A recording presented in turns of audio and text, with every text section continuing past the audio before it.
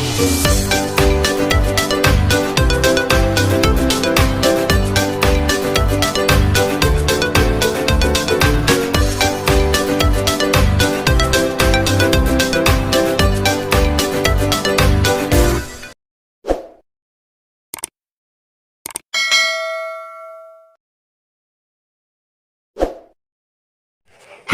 assalamualaikum adik-adik kelas 4. Pada video kali ini kita akan belajar tema 7, subtema 2, pembelajaran 2.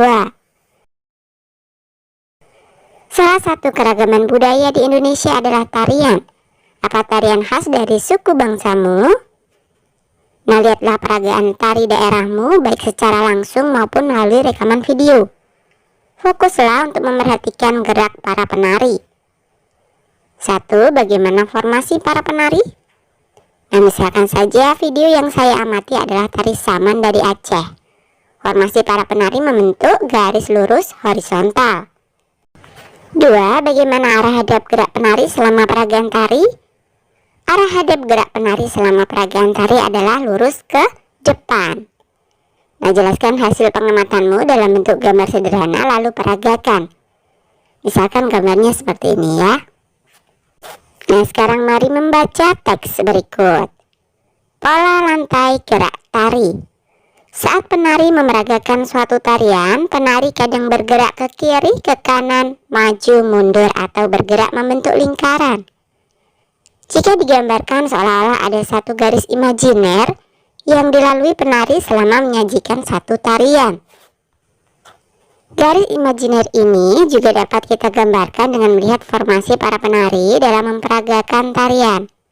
Para penari dapat membentuk formasi garis lurus, lengkung, segitiga atau lingkaran. Bentuk formasi garis ini dapat berubah-ubah selama penari menampilkan sebuah tarian. Garis imajiner yang dilalui oleh penari saat melakukan gerak tari disebut pola lantai. Pola lantai juga merupakan garis imajiner yang dibuat oleh formasi penari kelompok. Secara umum, pola lantai berupa garis lurus atau garis lengkung. Bentuk pola garis lurus dapat dikembangkan menjadi berbagai pola lantai. Di antaranya horizontal, diagonal, garis lurus ke depan, zigzag, segitiga, segi empat, dan segi lima. Bentuk pola garis lengkung dapat dikembangkan menjadi berbagai pola lantai, di antaranya lingkaran, angka 8, garis lengkung ke depan, dan garis lengkung ke belakang. Perhatikan gambar-gambar berikut. Nah, berikut adalah bentuk pola lantai dari gerak yang dilalui penari. Penari bergerak melalui garis lurus ke depan, penari bergerak melalui garis diagonal, penari bergerak melalui garis horizontal, penari bergerak melalui garis diagonal, penari bergerak melalui garis lurus ke depan, dan penari bergerak melalui garis lingkaran. Kemudian berikutnya adalah bentuk pola lantai yang dibuat oleh formasi penari. Yang pertama, formasi penari membentuk pola lantai diagonal. Kemudian formasi penari membentuk pola lantai segi lima. Formasi penari membentuk pola lantai garis lurus ke depan. Kemudian formasi penari membentuk pola lantai zigzag. Formasi penari membentuk pola lantai lingkaran. Dan penari bergerak melalui garis diagonal. Nah, perhatikan contoh beberapa gambar tarian berikut. Berikut adalah tari legong dan tari saman. Berdasarkan teks pola lantai gerak tari, kerjakan tugas berikut. 1. Tuliskan kembali pengertian pola lantai menggunakan bahasamu sendiri. Usahakan agar orang lain memahami dengan mudah saat membaca tulisanmu. Gunakan kosakata baku. Pola lantai tari adalah garis imajiner yang dilalui oleh penari saat melakukan gerak tari. Jika digambarkan, pola tersebut berupa garis horizontal, diagonal, garis lurus ke depan, zigzag, segitiga, segi empat, dan segi lima. 2. Gambarlah pola lantai yang terlihat dari gambar dua tarian pada teks tersebut. Nah, gambarnya seperti ini ya. Tari legong, pola lantainya berbentuk lingkaran. Kemudian tari saman. Pola lantainya berbentuk garis lurus horizontal. Pada teks pola lantai gerak tari terdapat foto tari legong. Penari tari legong membawa kipas. Kipas digunakan sebagai penunjang gerak tari dan unsur keindahan penampilan tari. Dalam kehidupan sehari-hari kita menggunakan kipas saat udara panas. Namun saat ini manusia telah banyak menggunakan kipas angin atau alat pendingin ruangan. Kipas angin dan alat pendingin ruangan merupakan contoh alat elektronik, yaitu alat yang bekerja menggunakan listrik. Nah, pada pembelajaran 1, kamu mendapat tugas ini. 1. Kamu telah membaca teks listrik statis dan listrik dinamis. Pengetahuan apa yang kamu dapat dari teks tersebut? Tuliskan dengan bahasamu sendiri. 2. Carilah contoh lain yang menunjukkan gejala listrik statis. Masih ingat? Pada pembelajaran 2, bacakan hasil tugasmu di depan Bapak atau Ibu Guru dan teman-temanmu. Sekarang bacakan hasil tugasmu.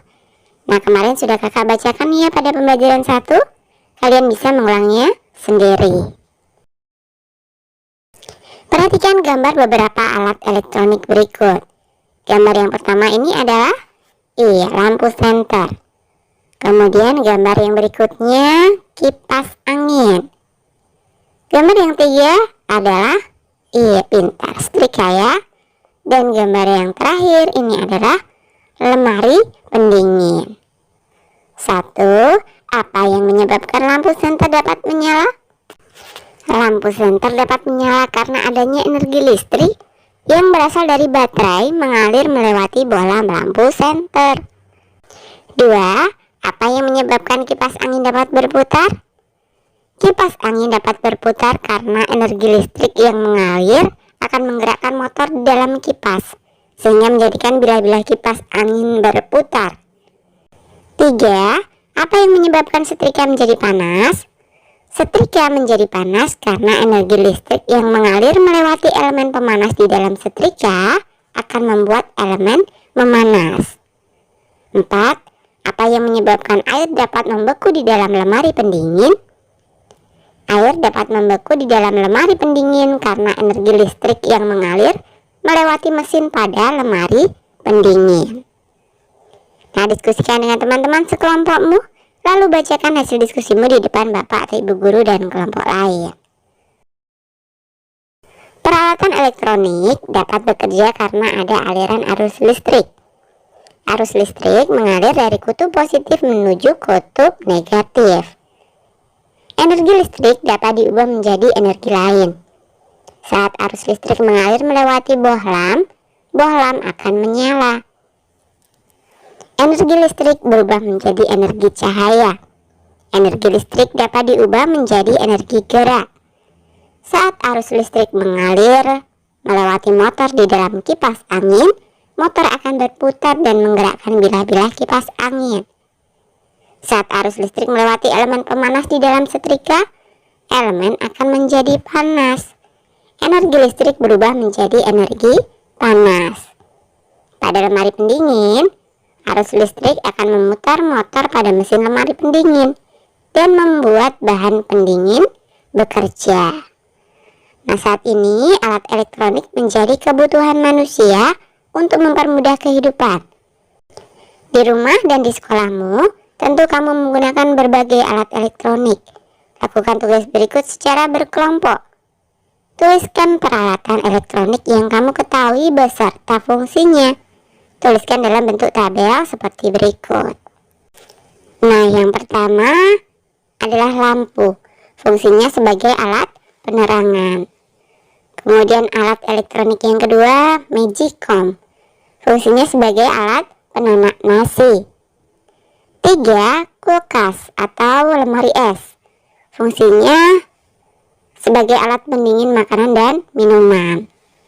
4. Kipas angin. Fungsinya adalah alat penyejuk ruangan. 5. Televisi. Fungsinya sebagai alat hiburan. Kemudian yang terakhir yang keenam, telepon. Fungsinya adalah sebagai alat komunikasi. Oke, sampai di sini dulu video kali ini ya. Sampai jumpa di video berikutnya.